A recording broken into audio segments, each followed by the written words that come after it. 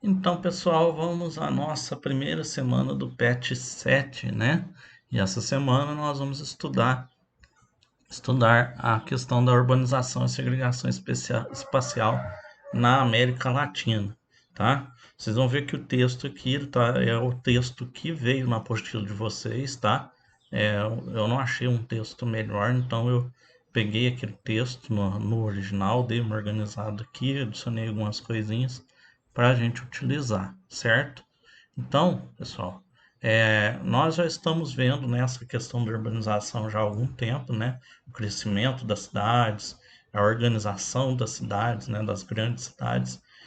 Nós chegamos a falar sobre a questão da África, né? Das grandes cidades na África.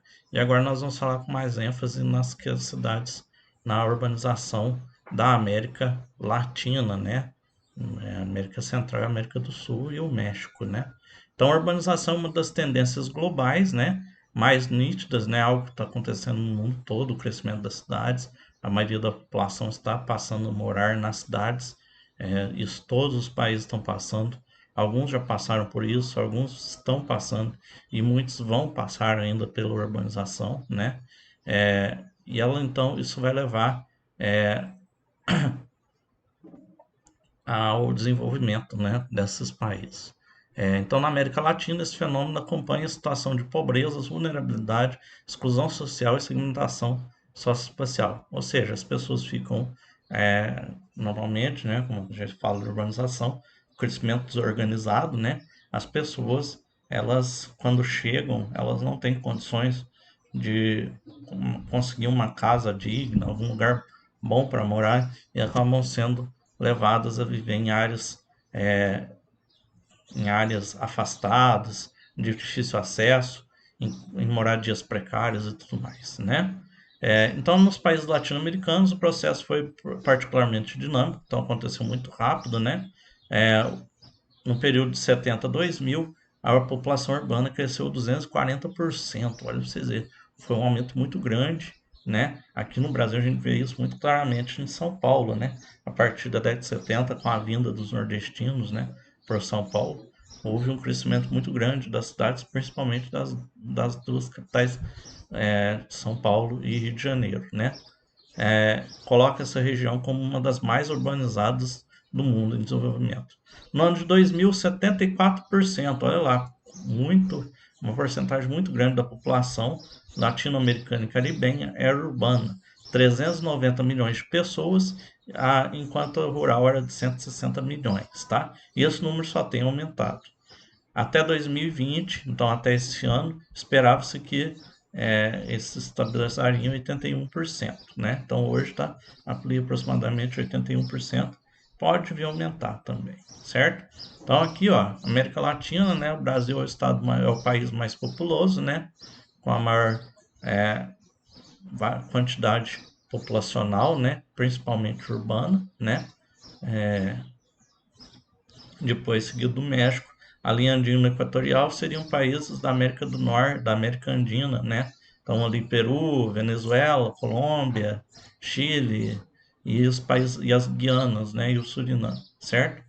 Olha lá, no início do século XX, a população na América Latina era 60 milhões, em 2010, 588 milhões, né, um aumento muito grande, 80% nas áreas urbanas, como a gente viu, né, aproximadamente 80%. As maiores cidades, as maiores megalópolis, né, onde nós tivemos a maior quantidade de pessoas vivendo, Cidade do México, no México, São Paulo, Buenos Aires, na Argentina e Rio de Janeiro, também no Brasil, e entre 5 e 10 milhões de habitantes, Lima, no Peru, Bogotá, na Bolívia, Santiago, no Chile e Belo Horizonte, aqui no Brasil, tá?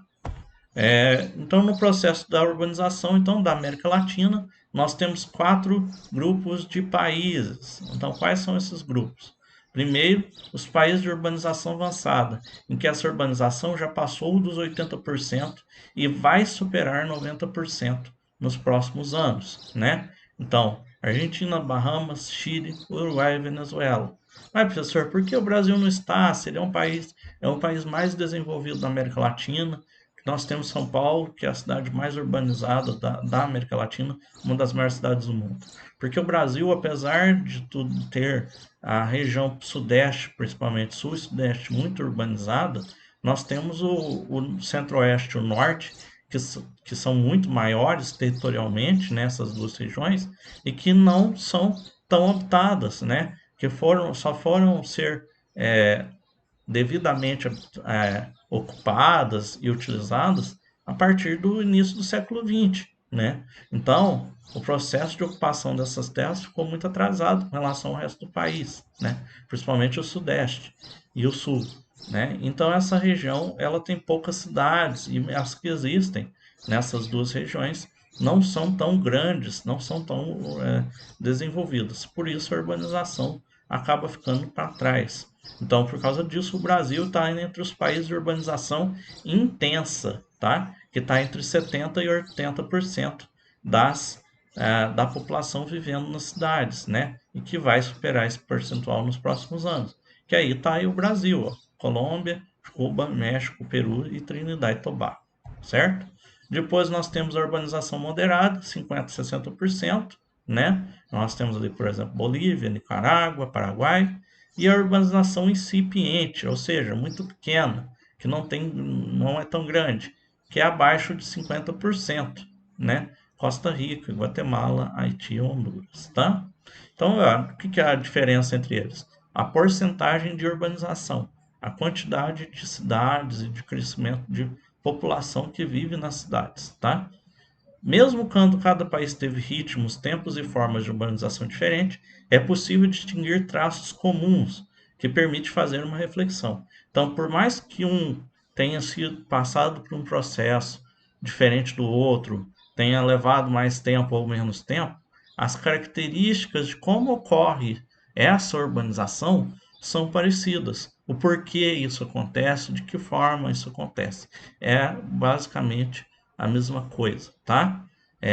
Esse processo, então, está ligado às transformações econômico-territoriais, como a economia do país se desenvolve, né? O que que leva à urbanização? A gente já falou sobre isso. O desenvolvimento da indústria. Então, para um país se tornar mais industrializado, quer dizer que a indústria desse país, e aí, por consequência, o setor de serviços, o comércio, ganhou força, né? E leva as pessoas a irem para as cidades em procura de uma vida melhor, de mais empregos, né? E também a questão da transformação territorial, né? O desenvolvimento das cidades, a oferta de serviços, às vezes também questão como problemas naturais ou guerras e tudo mais, né? Que vem ocorrendo no mundo inteiro, certo? A formação e consolidação de grandes cidades e áreas metropolitanas obedeceu à dinâmica do capitalismo, então o desenvolvimento da economia, da indústria e tudo mais que eu falei para vocês. Tornou territórios centrais em que se concentram as principais atividades econômicas, sociais, políticas e culturais. Aquilo lá que a gente já falou, a cidade atrai as pessoas por causa daquilo que ela tem de melhor, né? O desenvolvimento econômico, mais oportunidade de emprego, salários melhores, social, possibilidade de estudo, atendimento médico, né? Políticas, né? Uma questão social melhor, cultural, festas, e tudo mais. Então, coisas que atraem, atividades que atraem as pessoas, né? A urbanização está ligada ao crescimento demográfico, que levou à concentração da população nas grandes cidades, gerando desequilíbrios regionais, né? Então, cidades muito habitadas porque atraem muitas pessoas, né? E outras cidades ficam inabitadas ou a própria área rural fica abandonada, né? Produto disso foi a consolidação de 5 cidades da região, hoje conhecidas como as maiores cidades: São Paulo, Cidade do México, Buenos Aires, Rio de Janeiro e Lima, né? Então, nós temos então essa diferença, áreas com muita gente e outras áreas desocupadas, né? É isso que ele está querendo falar. Desde a década de 90 observou-se um crescimento de cidades intermediárias, né? Em algumas áreas, muitas pessoas já perceberam que não dá para viver nessas grandes cidades, não é tão fácil, então estão indo para as cidades menores, e essas cidades estão crescendo, se tornando cidades intermediárias, né? Nós podemos dizer que Guaxupé está nesse caminho, Poços de Caldas já é, né, aqui da nossa região, né?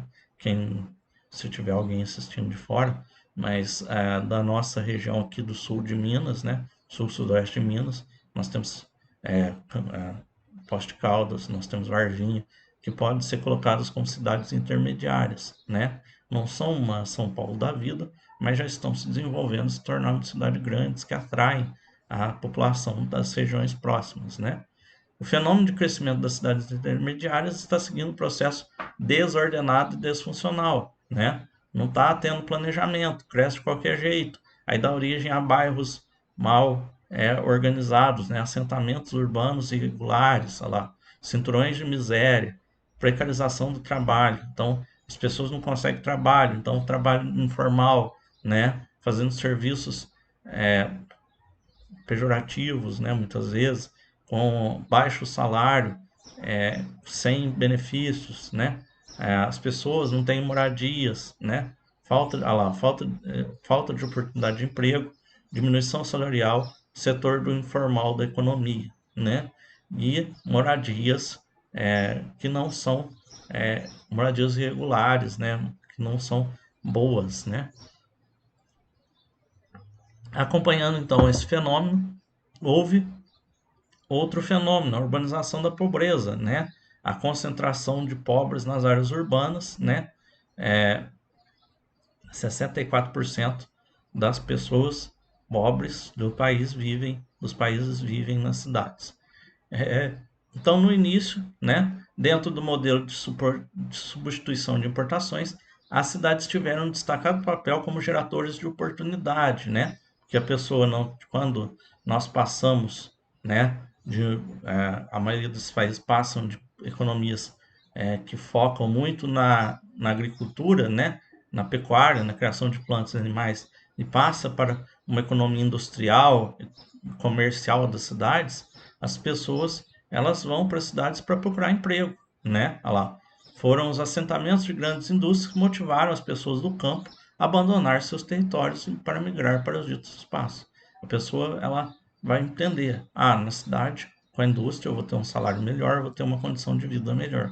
Mas o que acontece? Ela chega na cidade e não acontece isso, ela não consegue um emprego e tal, ela sofre com a pobreza, tem que morar num lugar afastado e acaba tendo que ir para trabalho informal.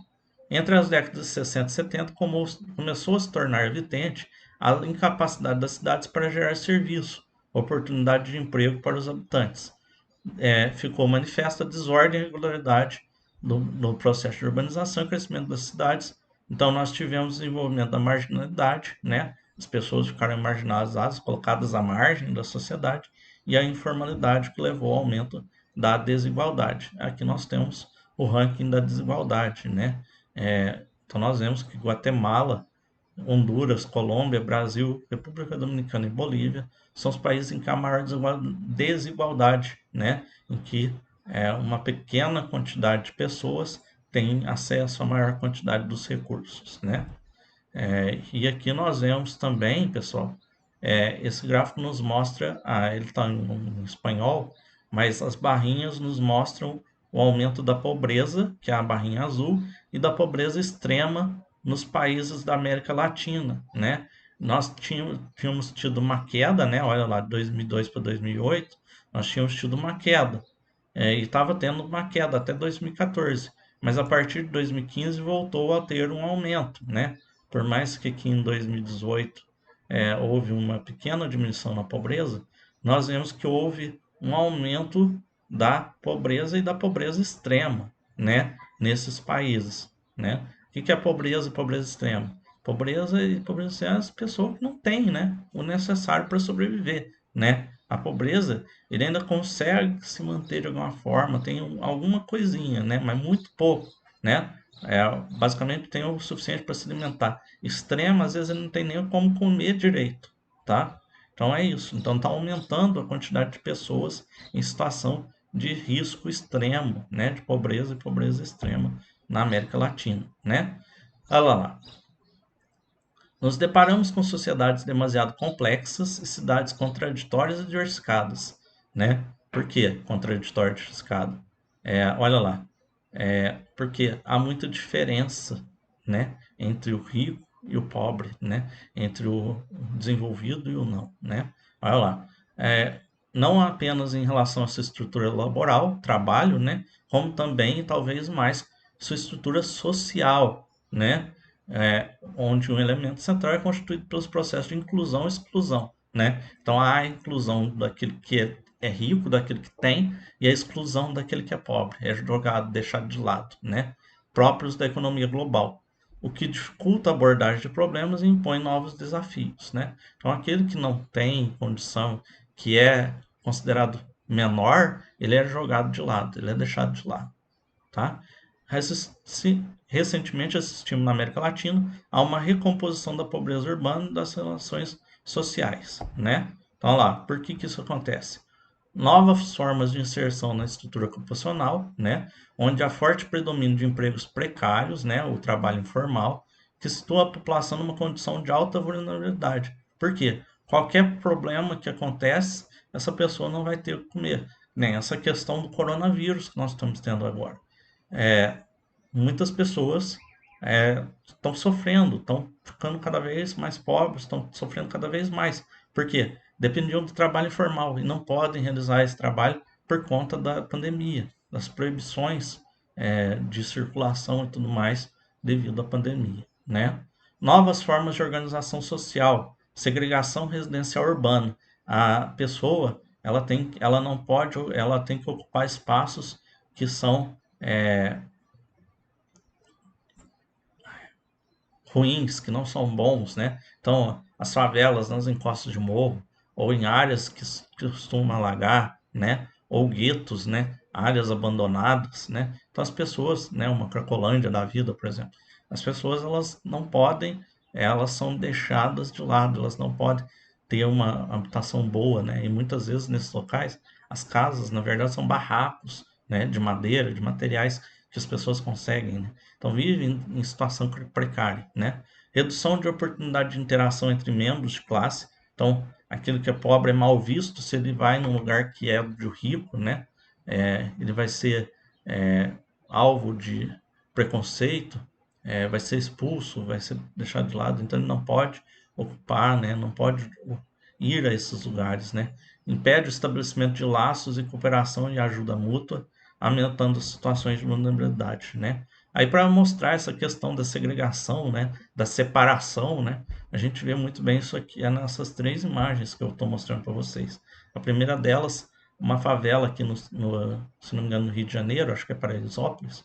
Vocês veem, ó, ela faz fronteira, né, digamos assim, com um condomínio de luxo. Olha lá, um prédio, né, cada apartamento com sua piscina particular, com uma piscina geral, com quadra de tênis e tudo mais, e logo do lado uma grande favela, né? Lá, com construções precárias, construídas de qualquer jeito, da forma que é possível, muitas vezes sem tratamento de esgoto, né? Sem tratamento, sem água corrente ou com serviço muito precário de água corrente, né? Iluminação por gato, né? Aquelas ligações clandestinas. Então, bem ligado, né? Sempre que vocês precisar de segregação espacial e tal, sempre aparece essa imagem, tá? Outra aqui na Argentina, né? A gente vê aqui a favela, né? Numa região, lá na capital da Argentina, né? As casas construídas aqui de qualquer jeito e logo atrás todos os prédios, a área totalmente desenvolvida, né? E a cidade de La Paz, na Bolívia também, ó. Mais uma vez, sempre uma área rica, muito desenvolvida, com arranha-céus, prédios, casas muito grandes, né, bem desenvolvidas, e é, ao longe, né, fora daquela região, nas áreas mais precárias, as moradias é, mais simples, né, às vezes até mesmo as favelas e tudo mais, certo?